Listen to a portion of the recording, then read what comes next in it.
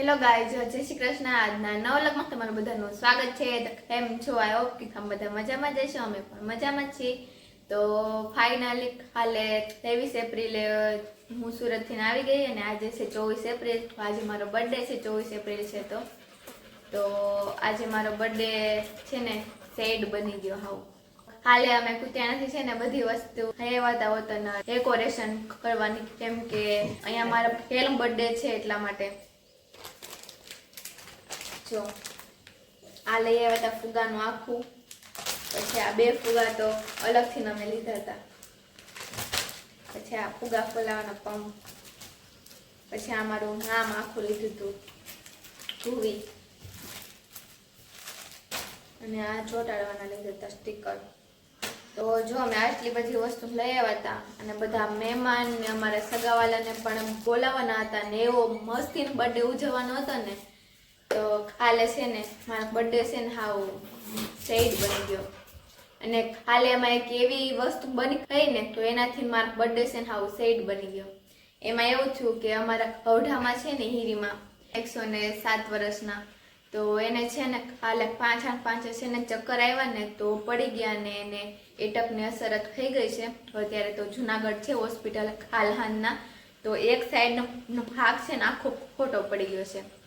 આપણે ઓલો જે પેરેલાઇસનો એટક કહે ને એ એટક આવી ગયો છે મારી હીરીમાને. તો એના લીધે છે ને મારા બર્થડે ઉજવવાનું મન જ નથી થતું. એ ભલે ઉંમરમાં મોટા હતા પણ આપણે એમ તો ખાય ને ન ઉજવ. નકર આજે અમારા ઘરે એટલા બધા મહેમાન આવવાના હતા, મારા સગાવાલા આવવાના હતા, એટલા બધા આવવાના હતા. ઉજવવાનું મસ્ત ઉજવવાનું, પણ આવું બધું થઈ ગયું ને એટલે હવે કાંઈ આપણે ઉજવવાનો છે નહીં. અને હવે પછી આપણે 2 મહિના પછી આપણે જઈનો આવશે ને એને ઉજવશું ને એમાં આ બધું નાખી દેવું, એનું આપણે ડેકોરેશન કરી નાખશું. આપણે તો ઉજવવાનો છે નહીં. હવે હા ને આવતા વર્ષે બર્થડે ઉજવી નાખશું. બીજું શું, આ વર્ષે તો આ વર્ષે નહીં તો આવતા વર્ષે એ વાત આપણે આવવાના જ છે. હવે બર્થડે જોકે અમે જો અમારા ડોશીમાં હાજર થઈ જાય તો આપણે ભગવાન પાસે પ્રાર્થના કરી. અમારી હીરીમાં છે ને કાંઈ ખાતાય નથી, બોલતાય છે ને કાંઈ હસોડું બોલતા જ નથી અને કાંઈ ખાતા જ નથી. એક ખાલી છે ને આપણે કહે ને માં તો ખાલી આમ જરી ખામું જો, બાકી કાંઈ બોલી જ ન શકતા. તો આપણે ભગવાનને એવી પ્રાર્થના કરી કે જલ્દી ખાતા પીતા થઈ જાય તો સારું. એના માટે બીજાકડા ન કરે, એને બીજાકડાને એટલી ઉંમરે હેરાન નથી ખાવાનું ને. એમ આપણે તો ઠીક હાલો આપણે એની સેવા કરી લઈએ અને એને હેરાન ખાવાનું ને. એમ તો કાલે છે ને હું મા માટે સુરતથી પેંડા લઈ આવી હતી તો એને આપવા ગઈ હતી ને મારો વિડીયો ઉતાર્યો હતો ને. તો અમે હંધે આગળના વ્લોગમાં જોયું જ હશે કે એમાં એની હાટું પેંડા મગાવ્યા હતા. હવે હાલો અત્યારે દઈ આવું ને વિડીયો ઉતારી આવું. તો હજી હું હીરીમાને પેંડા થયા ખાઈને ત્યારે જ મને ખબર પડી. તો એ છે ને અહીંયા થોડો જવાબ આપતા જ નહોતા. એટલે અમને એમ કે અમે એને છક્કર આવ્યા ને પડી ગયા હતા ને એટલે અમે ખાટલા ઉપર ઉડાવી દીધા હતા પાછા. તો પછી પાછા હું એને પેંડા થયા ને વિડીયો ઉતારવા કહીને તો છે ને નો હલેમાં નો બોલે કાંઈ નહીં. હા એમને હતા. પછી અમને ભાઈએ કીધું કે આજ તો માએ નજર હસોડી દીધી જ નથી. નકર અમારી હીરીમાને છે ને બહુ જ જોઈએ વજર. તો પછી ભાઈ અમને કીધું ને એટલે અમને થોડીક અમને શંકા થઈ કે પછી અમે છે ને હીરીમાનો એક હાથ ને પગ હલાવ્યો ને હસોડો હલતો જ નહોતો. પછી ફટાફટ બધા એને બોલાવ્યા અને પછી છે ને ફટાફટ હીરીમાને પેલા આપણે કુતિયાણા ગયા ને તો એને કીધું હા એને એટક આવી ગયું છે. પછી એને કીધું કે હવે અમે જુનાગઢ વયા જાઓ. પછી એ લોકો છે ને જુનાગઢ ગયા તો અત્યારે હજી માં આઈસીયુમાં છે જુનાગઢ. તો અમારી હીરીમાને વિચાકડા જલ્દી હાજર થઈ જાય તો સારું. આપણે એવી ભગવાનને પ્રાર્થના કરી તો જલ્દી હીરીમાં હાજર થઈ જાય. જે દિવસે હું સુરત થઈને એક દિવસે જ અમારી હીરીમાનો ખાટલો છે ને અહીંયા આવતો રહ્યો હતો. એ હવે હારું અહીંયા છાંયો આવે ગુંદાનો અને પવન એ સારું આવે ને તો અહીંયા આવતા રહેતા.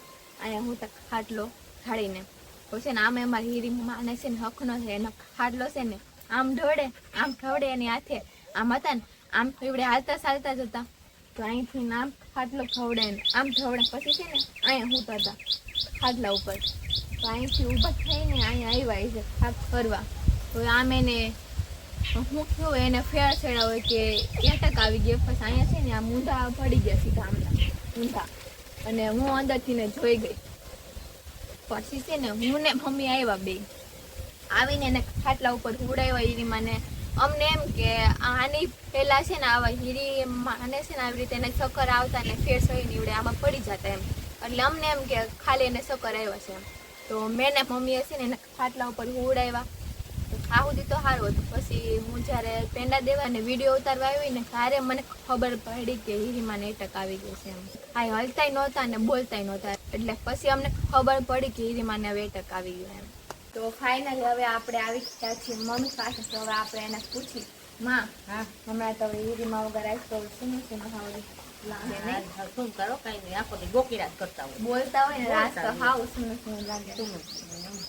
આવતા દી વેલા રાતા હા કેટલા દિવસ રોકાવાનું થાય મમ્મી હીરીમાં તો હાંજી ખબર પડે ડોક્ટર આવે તો જે ડોક્ટર નથી આવ્યા સાંજે ખબર પડે શું થાય એના કેટલા દિવસ રોકાવાનું થાય એ હાડા તો નહીં થાય હવે બિચારા ઘેર સેવા કરવી પડશે થાય ને આયા શું બીજું શું સેવા હવે બોલી ન હોય બોલી ન સમજાય ને આમ એને આખા એક સાઈડમાં એટક આવી ગયા ને એટલે આમ નથી આમ હલી શકતા એટલે આમ એક સાઈડનો હાથ પગ ને એવું બધું અલગ કોઈ એક સાઈડની આંખને વળતું જ નથી મમ્મી કાકા જ નહોતું વળતું હાવ તો સાંજે ડોક્ટર આવે પછી ખબર પડે કે શું થાય ને મમ્મી હાંજી ખબર પડે હા રોકાવાનું થાય કે આવતું રહેવાનું થાય શું કાલ હાવ જો તો હીરીમાં કાંઈ ન બોલે ચાલે નકર તો હીરીમાં હોય તો નકરું બોલતા જ હોય એમ સંભળાતું હોય ને આજ તો આમાં આજથી છે ને ભણાઈ સવારના મને ભણકારા વાગે હીરીમાં વાં બોલે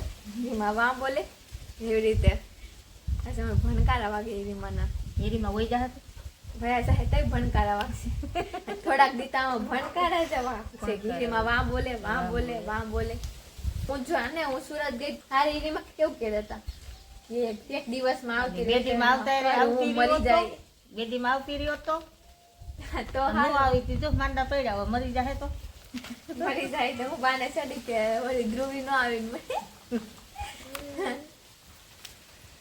ખબર પડી મને બે દિવસમાં બે દિવસમાં આવતી રહી જાય કરી કે હું મરી જાય એમ હવે સારું છે અમે ખબર મેં એરીમાં અહીં આવીને જઈ આવી હતી એટલે એને આવ્યો કઈ હા એને શું આવી ગઈ આમાં ખબર તો હીરીમાં નો જીવ મારામાં જ ગયો હાવ ધ્રુવી ન થાય અફસોસ થઈ જાત મને હાવ